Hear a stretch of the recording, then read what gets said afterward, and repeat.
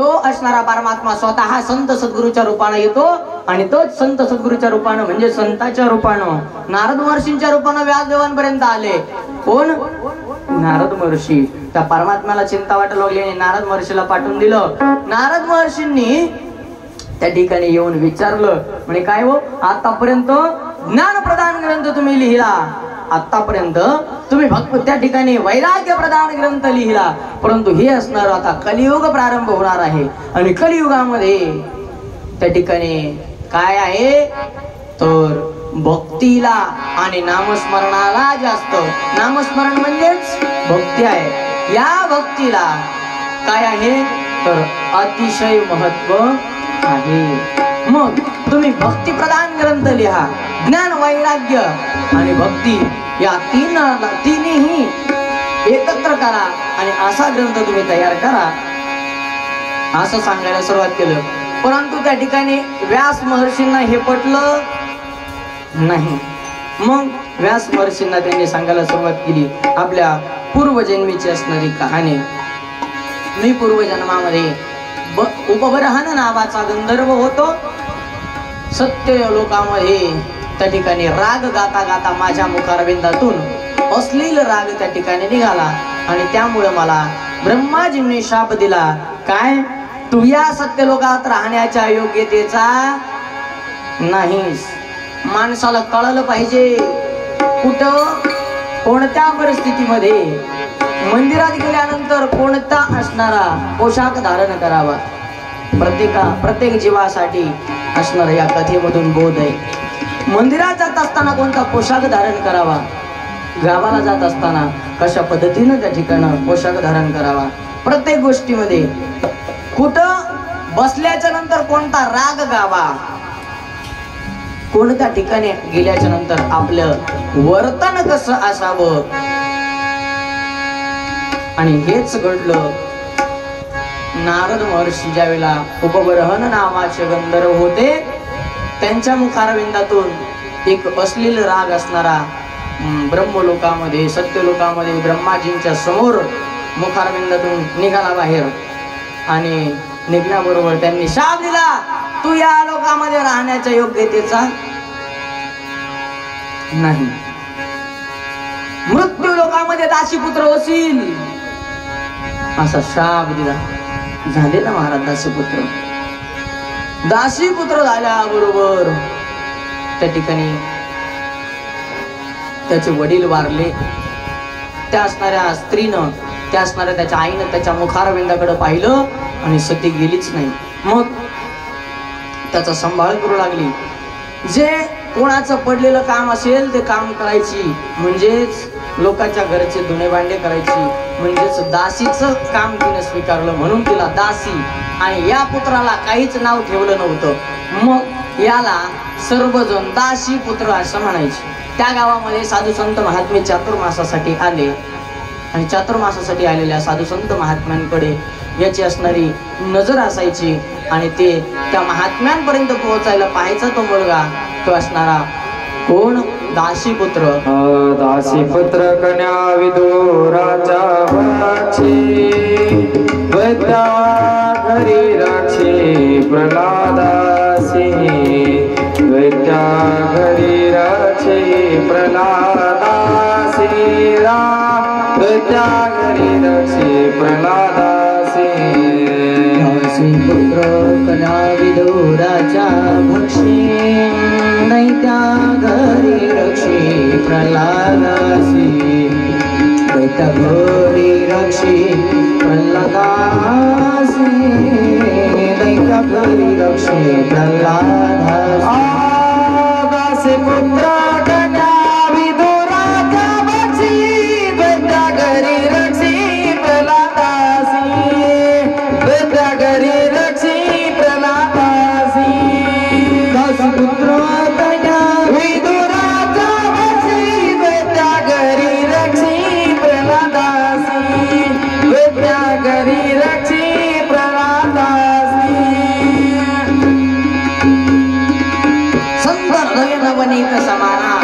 संतांचं हृदय नवनीतासारखं असतं. नवनीत म्हणजे काय हो? नवनीत म्हणजे लोणी. लोणी किती असणारं मऊ असतं, लोण्यापेक्षा दुसरं काहीच मऊ नसतं, एवढं लोणी मऊ असतं. आणि असं साधू संतांचं हृदय असतं. आणि त्या साधू संत महात्म्यानं ते तळमळ करणार लेकरू पाहिलं, तो असणारा दासीपुत्र पाहिला. आणि त्या दासीपुत्राला येऊ द्या त्या बाळाला असं सांगितलं. त्याबरोबर सर्वजणांनी वाट दिली आणि त्या दासीपुत्राला स्टेज पर्यंत येऊ दिलं. आता जशी सिस्टीम आहे सांगण्यासाठी तशी त्या काळामध्ये नव्हती. आता बाबा इथून हॅलो म्हणला की तिथपर्यंत मोठा म्हणलं तर आवाज करता येतो. माझा घसा बसला तरी देखील असं वाटत नाही घसा बसल्या असताना मी बोलतोय, सिस्टीम मुळे. त्या काळामध्ये सिस्टीम नव्हती. सरका येऊ द्या बाळाला असं महात्मीवरून बोलले, व्यासपीठावरून. सर्वजणांनी त्या दासीपुत्राला त्याला मंडपमध्ये बसू देत नव्हते, त्याला आता स्टेज पर्यंत जाऊ दिलं. दासीपुत्राला विचारलं, काय रे बाळा, काय नाव तुझं? काहीच बोलला नाही. दुसऱ्या वेळेस विचारलं, काय रे बाळा, नाव काय तुझं? तरीही बोलला नाही. परत असणार. तिसऱ्यांदा महात्मे रागवले, काय रे म्हणे, नाव काय आहे सांग म्हणतो तर सांगत सुद्धा नाही. आणि असं म्हटल्याच्या नंतर नाव काय आहे त्यावेळेस रागावल्यामुळे तो म्हटला, महाराज मी ना, मला दासीपुत्र असं म्हणतात, मला दासीपुत्र असं म्हणतात. आणि दासीपुत्र असं म्हणतात म्हटल्यानंतर महाराजांना अतिशय वाईट वाटलं. सर्व लोकांना असणार ते सांगू लागले. सर्व लोकांना महाराजांनी हात करून सांगितला, ऐका, आजपासून या बाळाचं नाव दासीपुत्र नाही, तर मी आजपासून याला नाव देतोय हरिदास. आणि त्या महाराजांनी त्याला हरिदास असं नाव दिलं. आणि त्याला भगवंताच्या कथा आवडायच्या. महाराजांचा एवढा लळा लागला की 4 महिन्याने ज्यावेळेस महाराज असणारे गावाला परत जाऊ लागले ना, त्यावेळेला त्या बाळाच्या डोळ्याला धारा लागल्या. जसं मागच्या वर्षी कथा झाल्याच्या नंतर ज्यावेळेला मी कीर्तनामधून जात होतो त्यावेळेस माऊली महाराज भेटायला आले होते, त्यांचे डोळे भरून आले होते. आणि महाराज अहो कीर्तन झाल्यानंतर जा ना, परंतु मला कार्यक्रम असल्या कारणानं थोडं अर्जंट जावं लागलं. आणि अशी परिस्थिती निर्माण झाली की तो असणारा दासीपुत्र म्हणजेच तो ज्या दासीपुत्राला आता हरिदास असं नाव दिलेलं आहे, त्या हरिदासानं महाराजांच्या गळ्यात चरणावरती पडून रडायला सुरुवात केली, महाराज मला तुमच्या सोबत यायचंय. त्यावेळेला लोकांनी समजून सांगितलं, रे बावळटा, तुझी आई तुझ्यासाठी सती गेली नाही रे, एवढासा होतास, ताना होतास, नाहीतर तिनं कोणाच्या तोंडाकडे बघून जीवन जगावं रे, वेडेचाळे करतोस असं समजून सांगायला प्रयत्न केला. मग आता जी आई लहानाचं मोठं जिनं केलं, ती आई आता त्या हरिदासाला नकोशी वाटू लागली. का जिवंत असेल माझी आई, मला परमार्थ करण्यापासून थांबवते आहे, का जिवंत असावी, का मेली नाही असं त्याला वाटू लागलं. परंतु बऱ्याच असणारा कालखंड निघून गेला. झाला असं महात्मे जात असताना सांगितलं, त्याच्या कानामध्ये एक असणारा मंत्र दिला, तो म्हणजेच ओम नमो भगवते तुभ्यं वासुदेवाय धीमहि प्रद्युम्नाय अनिरुद्धाय नमः संकर्षणाय च असा असणारा 12 अक्षरी मंत्र त्या ठिकाणी त्याच्या कानामध्ये दिला. मंत्र दिल्याबरोबर त्या असणाऱ्या हरिदासाच्या चित्ताला थोडं समाधान प्राप्त झालं. असं नारद महर्षी आपलं पूर्वजन्मीचे चरित्र व्यासदेवांना सांगतात. बरं नंतर झाला असं व्यासदी, नंतर झाला असं, जी आई मला नको नकोशी वाटत होती ती आई एक दिवस मरण पावली. आई गोठ्यामध्ये शेण काढत होती गाईचं, त्यावेळेला एक सर्प असणारा तिला दंश केला आणि सर्पदंशानं सर्पोदशत पदा स्पृष्टः कृपणान कालचोदितः, अशा पद्धतीने माझ्या आईला सर्पानं दंश केला आणि त्यानंतर माझी आई मृत्युमुखी पडली. कोणीतरी येऊन सांगितलं, अरे हरिदासा, तुझ्या आईला सर्प चावलती, या असणाऱ्या जगात राहिलं नाही रे. आणि मग आता हरिदासाला त्या आईजवळ गेला आणि त्या प्रेतावरती, त्या डेड बॉडीवरती आपलं मस्तक ठेवलं आणि आता रडायला येऊ लागलं. आणि रडतोय आता कोण? तो हरिदास. तो म्हणायचा, त्याला वाटायचं अगोदर मला साधू संतांसोबत जाऊ देत नाही, कशाला जिवंत होती, असं म्हणणारा हरिदास आता त्याला वाटू लागलं, कशी का होईना माझी आई होती, मला 3 टाइम जेवण्याकरता, ती 2 टाइम उपाशी राहायची, 1 टाइम जेवायची, परंतु माझ्या पोटाची खळगी 3 टाइम भरत होती, अशी माझी आई होती. आता हाच हरिदास त्या ठिकाणी रडत होता आणि आईची अंत्ययात्रा त्या ठिकाणी संपन्न केली. आता 2-4 दिवसापुरतं त्याला लोकांनी सांभाळलं, त्यानंतर त्याला कोणी सांभाळलं नसं झालं. मग झालं असं, एखाद्यानं काम सांगावं, हरिदास ये इकडं, हा दळणाचा डबा घेऊन जा आणि दळण घेऊन ये बरं, पोटामध्ये कासावीस व्हावं, भूक लागावी.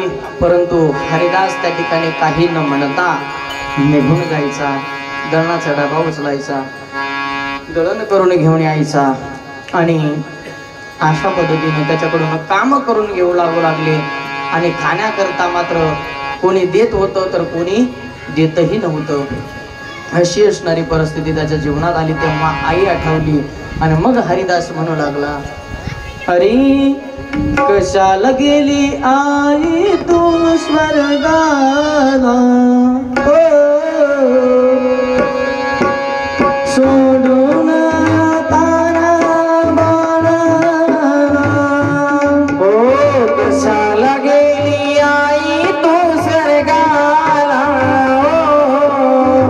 कोण वागेल तुझ्या या बाळाला,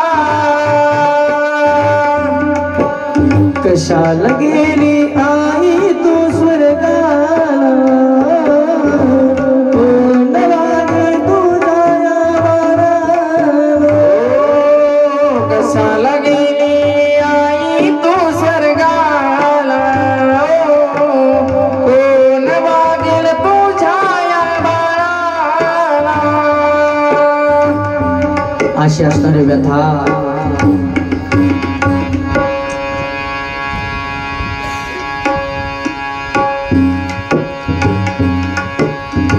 अशी असणारी त्या हरिदासाच्या अंतःकरणामध्ये अपेक्षा होती.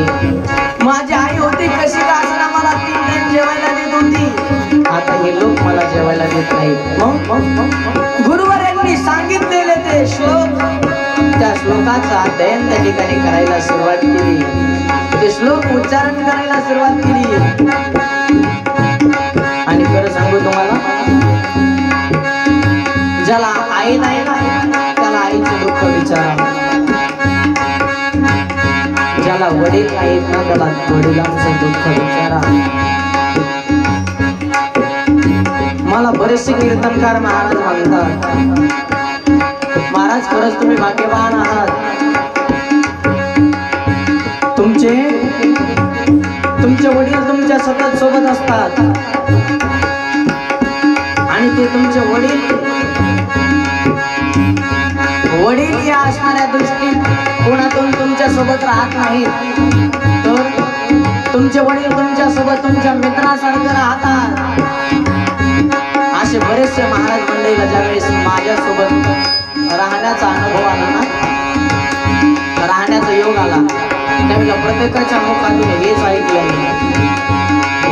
ते म्हणतात, आम्ही शिकायला होतो त्यावेळेला आमचे वडील त्या ठिकाणी आम्हाला संस्थेवर भेटण्याकरता यायचे, परंतु आमचं शिक्षण पूर्ण झालं, आम्ही कीर्तन कथा करायला लागलो, त्यावेळेला आमचं कौतुक पाहण्यासाठी आमच्या सोबत आमचे वडील राहिले नाही, आम्हाला सोडून गेले. तुम्ही खूप भाग्यवान आहात, तुमचे वडील तुमच्या सोबत आहेत.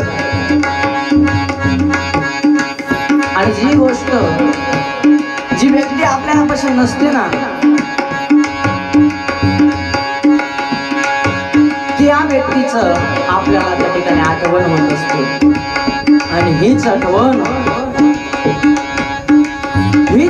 त्या ठिकाणी आता हरिदासाला होऊ लागली.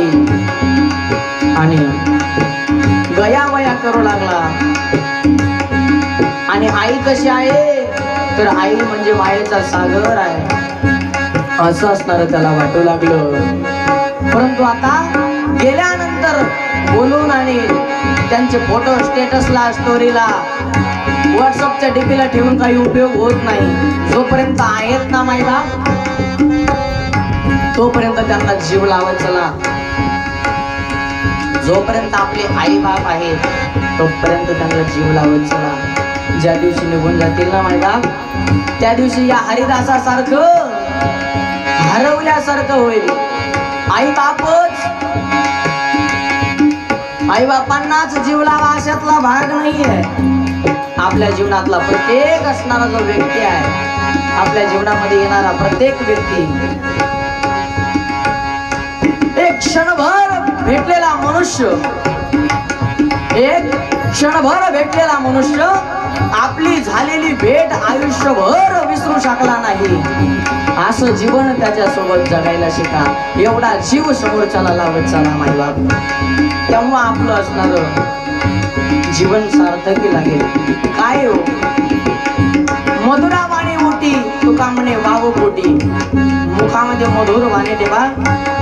आणि लोकांचं ऊन, त्या ठिकाणी लोकांचे बोलणे असतील, काही टोमणे असतील, ते पोटात घालत चला. आणि हे असं केलं ना, आणि हेच सांगितलंय साधू संत महात्म्यांनी, काय, दुखवे इतरांच्या दुखी, सत्य बोल मुखे, मुखानं सत्य मधुर बोलत राहा. आणि इतरांच्या दुःखामध्ये दुःखी व्हा, बाकी तुम्हाला काहीच करायची गरज नाही. असं त्या ठिकाणी हरिदासाला आता वाटू लागलं. आणि हा असणारा हरिदास एक दिवशी आपल्या गुरुवर्यांनी दिलेला जो बोध आहे, जो दिलेला मंत्र आहे, ओम नमो भगवते तुभ्यं वासुदेवाय धीमहि प्रद्युम्नाय अनिरुद्धाय नम संघर्षणाय च, अशा असणाऱ्या मंत्राचा जाप करीत होता. आणि जाप करता करता झालं असं, त्याच्या पायाच्या अंगठ्याला ठेच लागली. ठेच लागल्याबरोबर धाड दिशेने जमिनीवरती पडला. जमिनीवरती पडल्याबरोबर त्याच ठिकाणी गतप्राण झाला. आणि नंतर मरीची आदी जे ऋषी होते, पौलस्त्य, भृगु, वशिष्ठ, या असणाऱ्या ऋषीवर्यांच्या सोबत सनत, सनातन, सनदंद 10 असणारे ऋषी, 10 ऋषी ज्यावेळेला प्रगट झाले, त्या 10 ऋषीमध्ये मीही प्रगट झालो, असं नारद महर्षी त्या ठिकाणी व्यासदेवांना सांगतात. ऐका व्यास महर्षी, माझ्यासारखा दासी पुत्र साधू संत महात्म्याच्या उपदेशानं जर नारद होत असेल, सदैव त्रिभुवनामध्ये भ्रमण करत असेल, तर तुमच्यासारखे 17 पुराणाचे निर्माते व्यास, तुम्ही साक्षात भगवंताचे अंश आहात. तुम्ही साक्षात 24 अवतारापैकी भगवंताचे अंश आहात. तुम्ही का नाही करू शकत? आणि आता नारद महर्षींना आपल्या पिताश्रींकडून म्हणजेच ब्रह्मदेवाकडून जो उपदेश प्राप्त झाला होता, तो उपदेश म्हणजे चतुर्श्लोकी भागवत. या चतुर्श्लोकी भागवताचा त्या ठिकाणी उपदेश आता त्या व्यास महर्षींना दिला. काय सांगतात? समोरासमोर बसलेले आहेत. काल या ठिकाणी आपण झाकीच्या स्वरूपामध्ये पाहिलं, समोरासमोर बसले होते. आणि बसल्याच्या नंतर बोध करायला सुरुवात केली. हरी अहमेवास्मेवाग्रे नान्यद यद सदसत्परं पंचादहं यदेतस्य एव शिष्येत स्वस्म्यहं ऋतेर्थं यत् प्रतीयेत न प्रतीयेत चात्मनि तद्विद्यादात्मनो मायां यथा भासो यथा तमः यथा महान्ति भूतानि भूतेषु चावचेष्मनो प्रविष्टान्य प्रविष्टानि यथा तेषु न तेष्वहम् एतावदेव जिज्ञासं तत्त्वजिज्ञासुनात्मनः अन्वयव्यतिरेकाभ्यां यस्यात् सर्वत्र सर्वदा. अशा पद्धतीचा उपदेश चतुर्श्लोकी भागवताचा व्यास महर्षींना केला. हे 4 श्लोक साक्षात भगवान परमात्म्याने दुसऱ्या अध्यायामध्ये त्या ठिकाणी 9व्या अध्यायामध्ये पहिल्या स्कंदामध्ये सांगितले आहेत. गोपाल कृष्ण भगवान की जय. जय जय श्री राधेश्याम. अशा चतुर्श्लोकी भागवताचा उपदेश केला. आपलं पूर्वजन्मीचं चरित्र त्या ठिकाणी. आणि मग या 4 श्लोकाचा त्यांना स्पेशल द्या. गोपाल कृष्ण भगवान की जय. जो साक्षात परमात्म्याने चतुर्श्लोकी भागवताचा उपदेश कोणाला केला? नारदांनी तेच 4 श्लोक व्यास महर्षींना दिले. आणि व्यास महर्षींनी 4 श्लोकाचं 18,000 पुराणामध्ये त्या ठिकाणी लिखाण केलं. स्वतः लिखाण नाही केलं. मग गणपती बाप्पाला बोलावलं आणि गणपती बाप्पाला बोलवून घेतलं. शाम्यप्रास नावाच्या आश्रमाच्या ठिकाणी गणपती बाप्पाला एका वृक्षाच्या खाली बसवलं. स्वतः सांगायला बसले. एक असणारा श्लोक त्या ठिकाणी सांगायला सुरुवात केली. अरे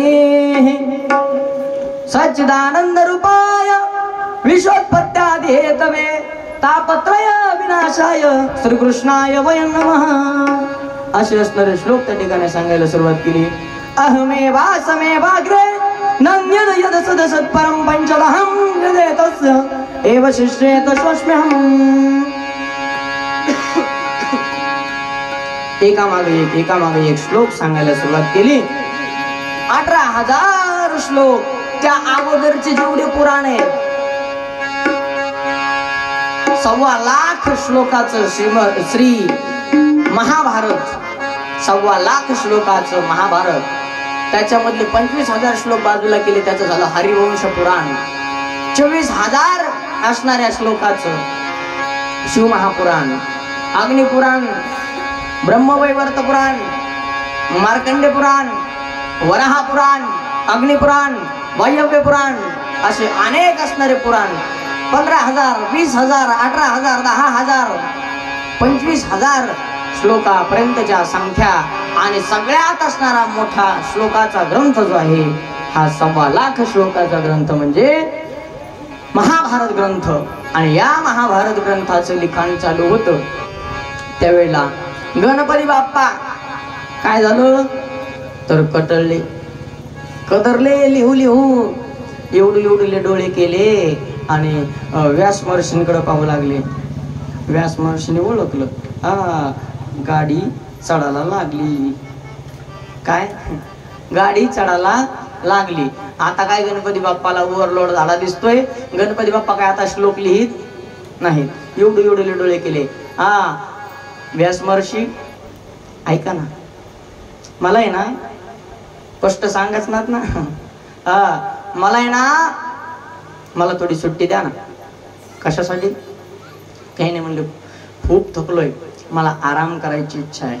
मग आराम करण्यासाठी त्या ठिकाणी 10 दिवसाची सुट्टी त्या ठिकाणी दिली. किती दिवसाची सुट्टी दिली गणपती बाप्पाला व्यास महर्षींनी? 10 दिवस. मग असे 10 दिवस गणपती बाप्पा आपल्याकडं कशाला येतात? आराम करायला. बरोबर. आपल्याकडे गणपती बाप्पा येतात ना.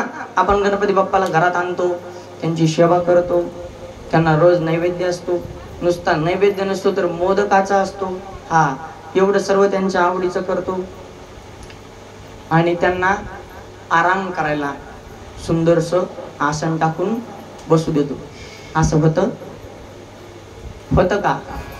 त्याच्या पुढं सारखी 52 नाथाची पोथी चालू असते ना माय. मग हा सारखं चालूच असतं त्याच्या पुढं.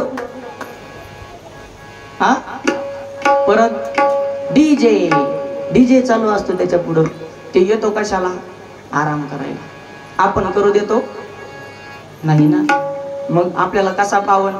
आणि काय तर गणपती बाप्पा पुढच्या वर्षी कशाला बाबा माझे कान फाटून गेले असं म्हणन ना तो. नाही म्हणायचा गणपती. हा मग आपण या नियमांचं पालन केलं पाहिजे. आपल्याला कोणी सांगायलाच तयार नाही गणपती बाप्पा किम निमित्ताने आपल्याकडे येतात. बरोबर ना. मग आपण त्या ठिकाणी काय केलं पाहिजे? तर या नियमांचं पालन केलं पाहिजे. दुसरा प्रश्न असा होता कोणता? अगोदर 6 प्रश्न काय कथा चालू हे जर नाही कळलं तर मग तुम्हाला प्रश्नच पडणार नाही. प्रश्न कोणाला पडत नसतो माहिती? प्रश्न कोणाला पडत नाही?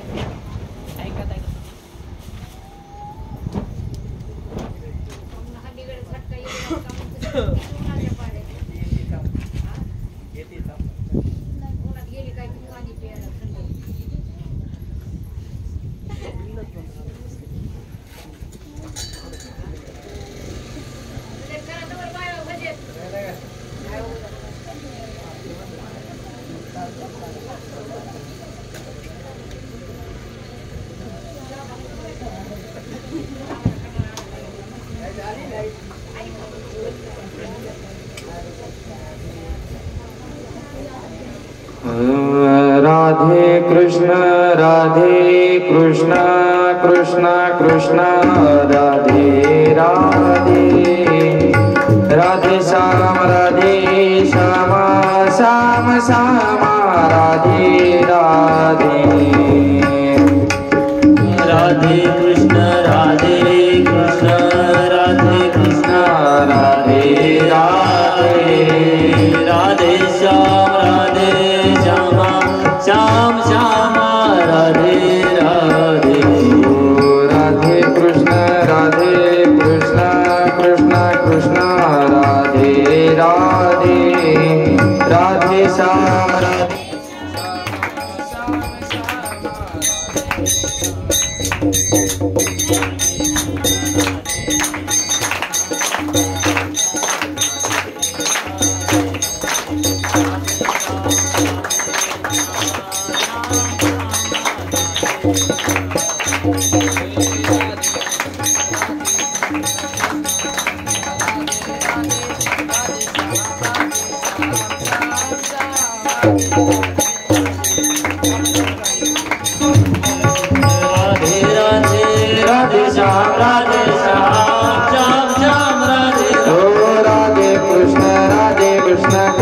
कृष्ण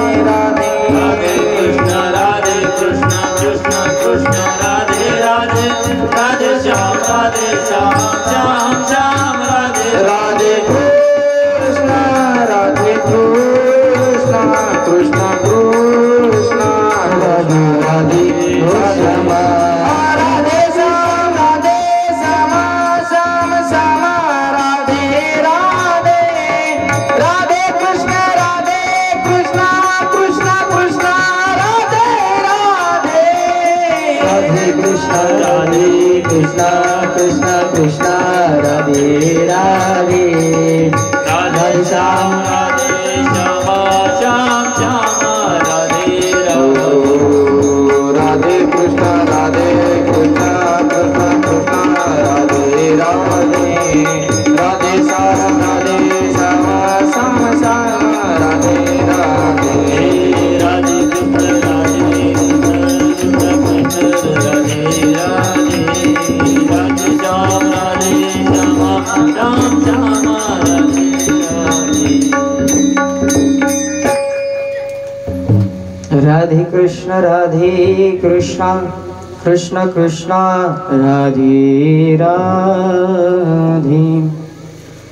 श्याम श्यामा श्याम श्याम राधे राधे.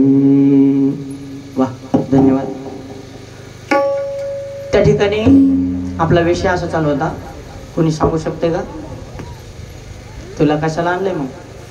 हा म्हणा ना म्हणा. गोपाल कृष्ण भगवान की जय.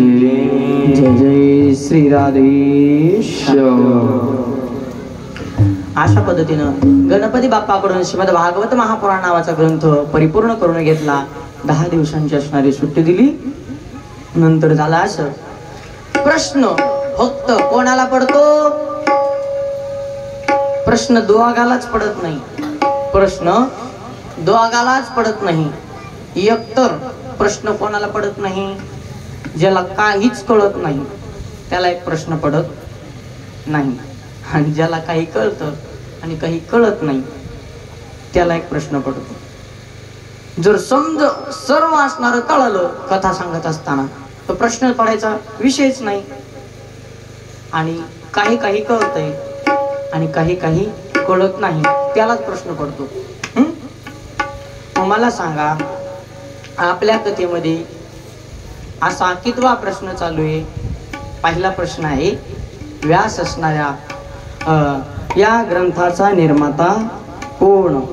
तर त्याचं वर्णन सांगत असताना व्यास महर्षींचं चरित्र सांगितलं. त्यानंतर आता दुसरा प्रश्न असा आहे, शुकाचार्य आणि पांडवपुत्र परीक्षित यांचा संवाद कसा झाला? काय? पांडवपुत्र परीक्षित आणि शुकाचार्य यांचा संवाद कसा झाला? कारण की त्यांनी प्रश्न टाकला त्या ठिकाणी. म्हणे शुकाचार्य तर गृहस्थ आश्रमाच्या घरी त्या ठिकाणी काय गाईची धार काढण्या एवढा टाइम, काय म्हणतो मी, म्हशीची नाही आणि जरशा गाईची पण नाही, ते काही नाही, अर्धा तास पिळू देतात जरशा गाई.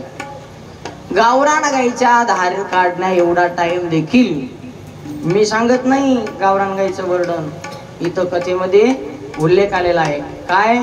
सगोद हनन मात्रम हि गृहेषु गृहमेदिनाम अवेक्षते महाभागस तीर्थपूर्वस्तदाश्रमम. असे असणारे व्यास महर्षी, असे असणारे शुकाचार्य महाराज, हे शुकाचार्य महाराज गृहस्थ आश्रमाच्या घरी गायीची धार काढण्या एवढा टाइम देखील थांबत नाहीत. असा राजा परीक्षिती काय गृहस्थ आश्रमी नव्हता? परीक्षिती महाराजांना जन्मेजय नावाचा मुलगा आणि आणखी 4 मुलं होते. मग राजा परीक्षिती काय गृहस्थाश्रमी नव्हता? मग अशा राजा परीक्षितीला 7 दिवसापर्यंत ब्रह्मवेत्ते असणारे शुकाचार्य महाराज, या शुकाचार्य महाराजांनी त्या ठिकाणी कसा एवढा वेळ दिला? आणि हेच सांगत असताना, या प्रश्नाचं उत्तर देत असताना त्या ठिकाणी सांगायला सुरुवात केली. कथम वा पांडवयस्य राजर्षेर मुनिनासह संवाद संभूतात यत्रैषा सत्वती श्रुती. सांगितलं पांडवांच्या असणाऱ्या राजसू नामक यज्ञामध्ये, पांडवांच्या राजसू नामक यज्ञामध्ये शुकाचार्यांनी तांदळाचा एक शीत खाल्ला होता. तांदळाचा एक भात खाल्ला होता. एक भात म्हणजे एक कण खाल्ला होता, एक शीत खाल्ला होता. त्या असणाऱ्या शीताच्या खाल्लेल्या एका कणाच्या याच्यातून उतराई होण्यासाठी, पुण्यातून उतराई होण्यासाठी, त्या उपकारातून उतराई होण्यासाठी, त्या उपकाराची परतफेड करण्यासाठी त्यांनी काय केलं तर राजाशी संवाद साधला. असा असणारा प्रश्नाचं उत्तर द्यायला सुरुवात केली. म्हणे कधी हो? एक ब्रह्मवेत्ते, ते म्हणजेच ते ब्रह्मवेत्ते म्हणजे कोण? तर ब्रह्मवेत्त्याचं वर्णन सांगत असताना त्या ठिकाणी ब्रह्मवेत्त्याचं वर्णन नाथबाबा हरिपाठामध्ये वर्णन करतात. हरी शुक यज्ञवल्क्य दत्त कपिल मुनी, शुक यज्ञवल्क्य दत्त कपिल मुनी, शुक यज्ञवल्क्य दत्त कपिल मुनी, शुक यज्ञवल्क्य दत्त कपिल मुनी, दत्त कपिल मुनी, शुक यज्ञवल्क्य दत्त कपिल मुनी, न्यवल्क्य दत्त कपिल मुनी, सुख याज्ञवल्क्य दत्त कपिल मुनी, हरिसी जानुनी हरिच झाले, हरिसी जानुनी हरिच झाले,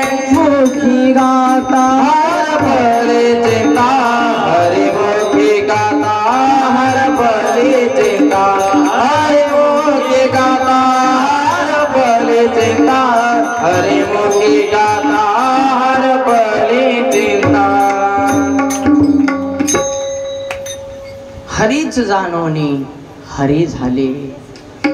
असे असणारे एक ब्रह्मवेत्ते ते म्हणजेच शुकाचार्य महाराज. त्या असणाऱ्या ब्रह्मवेत्ते शुकाचार्य. कोण शुकाचार्य? शुकाचार्य म्हणजे त्या असणाऱ्या व्यास महर्षींचे पुत्र आहेत. या असणाऱ्या भागवताचे वक्ते आहेत. कसा जन्म झाला हे त्या ठिकाणी सांगायला सुरुवात केली. काय म्हणतात? कथम वा पांडवीयस्य राजर्षेर मुनिनासह संवाद संभूतात यत्र ईर्ष्या सत्वती श्रुती. असे असणारे हे शुकाचार्य महाराज. त्यांचं वर्णन आम्हाला सांगा ना. त्यावेळेला सांगितलं एकदा असणारे शुकाचार्य पोपटाच्या रूपामध्ये. ऐका, शुकाचार्य महाराज. तुम्ही ऐकतायत ना सर्वजण? खूप महत्वाचा मुद्दा सांगतो मी तुम्हाला. शुकाचार्य महाराज गोलोक धामामध्ये राधा राणीच्या खांद्यावरती पोपटाच्या रूपामध्ये बसलेले होते. आणि राधा राणीच्या खांद्यावरती बसले की त्या ठिकाणी म्हणावं कृष्ण कृष्ण कृष्ण. त्यानंतर राधा राणीनं त्या ठिकाणी म्हणायला सांगावं जा ना कन्हैयाच्या खांद्यावरती जाऊन बस. मग कन्हैयाच्या खांद्यावरती त्या असणाऱ्या शुकाचार्याने जावं आणि त्या ठिकाणी म्हणावं राधे राधे राधे राधे. परत कन्हैयानं म्हणावं नाही राधा राणीच्या खांद्यावरती जाऊन बस. राधा राणीच्या खांद्यावरती कन्हैयानं जावं आणि परत म्हणावं कृष्ण श्रीकृष्ण श्रीकृष्ण.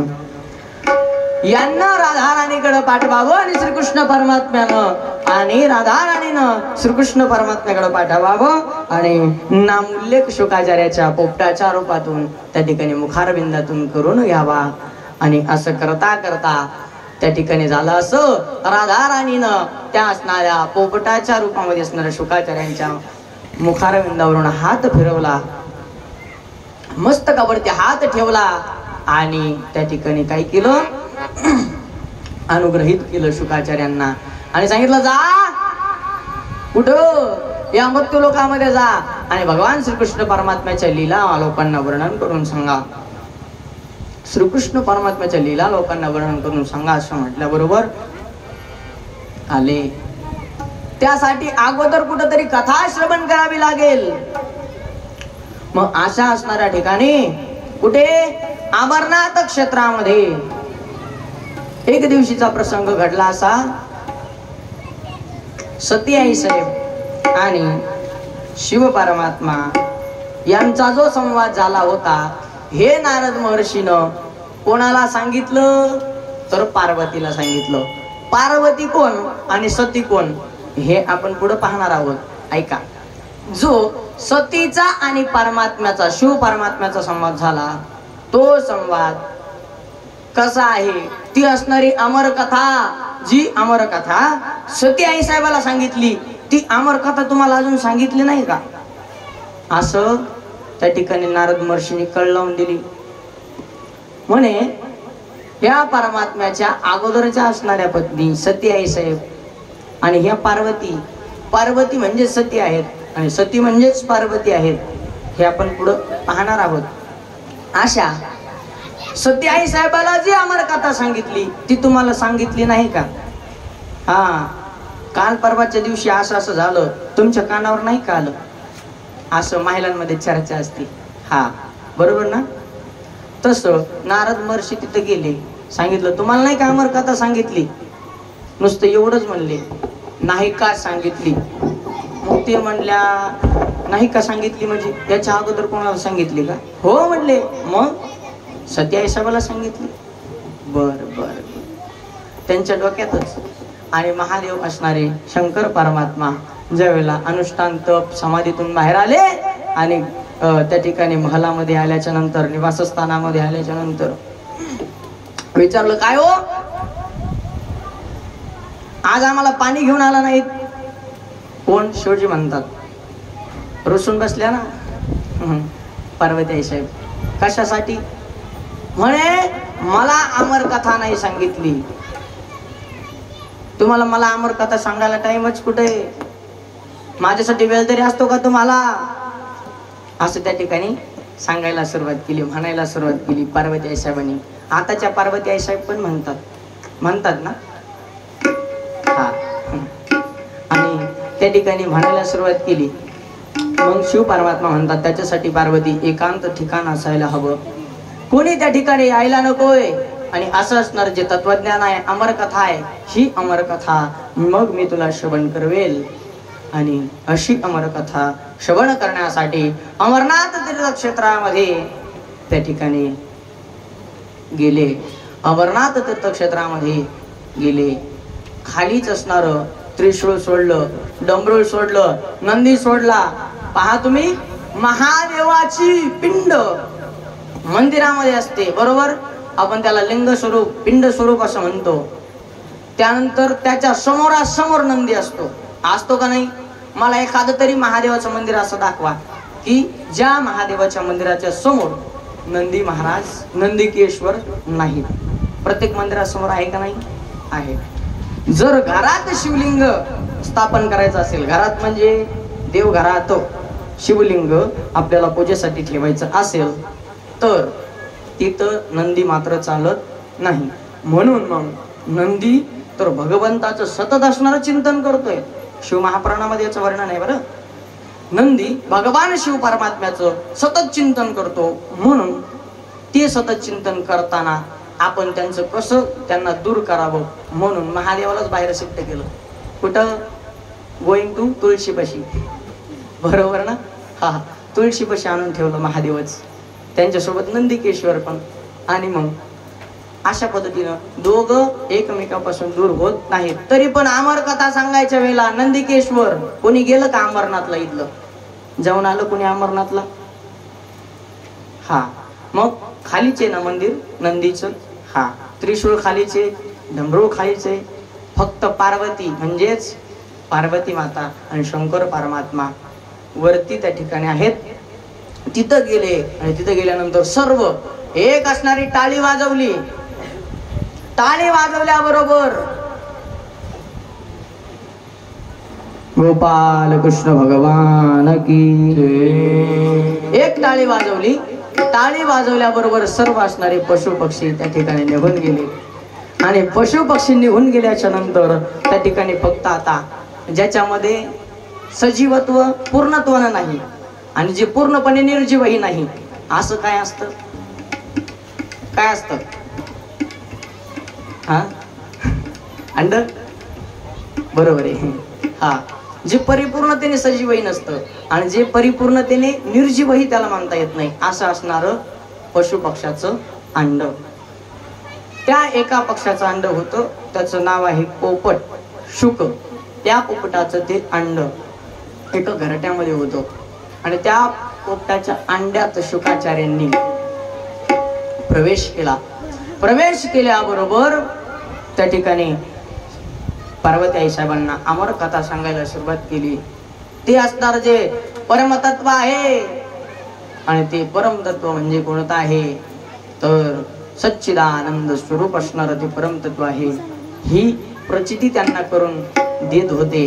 सच्चिद आनंद ही जी असणारी अवस्था आहे, त्या अवस्थेचं ज्ञान हीच असणारी श्रीमद भागवत महापुराण रूपी कथा त्या ठिकाणी पार्वतीला सांगत होते. परंतु पार्वती आईसाहेबांनी कथा श्रवण करत असताना एवढ्या असणाऱ्या कथेत तल्लीन झाल्या, एवढ्या कथेत तल्लीन झाल्या की त्या विदेह अवस्थेत गेल्या. परंतु काही महाराज, कथाकार महाराज मंडळी सांगतात की पार्वती आईसाहेब झोपी गेल्या. हा, झोपी कशा जात्या? कारण की ज्या शिव परमात्म्याच्या आल्हादिनी शक्ती आहेत, शिव या शब्दावरची वेलांटी म्हणजेच अष्टदा प्रकृती रूपाने नटलेली परांबा जगदंबा राजराजेश्वरी परमेश्वरी भगवती भवानी म्हणजेच सती आई साहेब आहेत, म्हणजेच पार्वती आहे. शिव या शब्दावरची वेलांटी पहा तुम्ही, शिव या शब्दावरची वेलांटी म्हणजेच कोण आहेत तर अष्टदा प्रकृती रूपाने नटलेल्या सती माता आहेत, पार्वती माता आहेत. शिव या शब्दावरची जर वेलांटी काढली तर काय होतं? शव. आणि शव कशाला म्हणतात तर आपल्या डेड बॉडीला. आपल्या मृत झालेल्या शरीराला शव असं म्हटलं जातं हिंदीमध्ये. आणि असं असणारा शव आणि असे असणारे शिव परमात्मा ज्या वेळेला त्या भवानीला, जगदंबेला, परांबेला, पार्वती आईशावेला हे तत्वज्ञान सांगत होते, त्यावेळेला त्या विधेय अवस्थेत गेल्या. हुंकार देण्यासाठी कोणी आता त्या ठिकाणी नाहीये. मग शुकाचार्यांना म्हटलं आता ही जी कथा चालू आहे ही कथा बंद पडल. मी कथा ऐकतोय हे महादेवजींना माहित नाही, मग कथा बंद झाली नाही पाहिजे. आणि पार्वती आई साहेब विधेय अवस्थेत गेल्यात हेही शंकर परमात्म्याला माहित झालं नाही पाहिजे. मग त्यांचा हुंकारा बंद झाला आणि शुकाचार्य महाराजांचा हुंकारा सुरू झाला. पुढं पुढं काय सांगा. असं करता करता भोले बाबा आहेत ते भोले बाबा कोण? शंकर परमात्मा. त्यांचं आणि या प्रकृती सोबत या असणाऱ्या संसारासोबत या असणाऱ्या सृष्टीसोबत काहीच घेणं देणं नाही. ते त्यांच्या मस्तीमध्ये मस्त आहेत. कसे आहेत?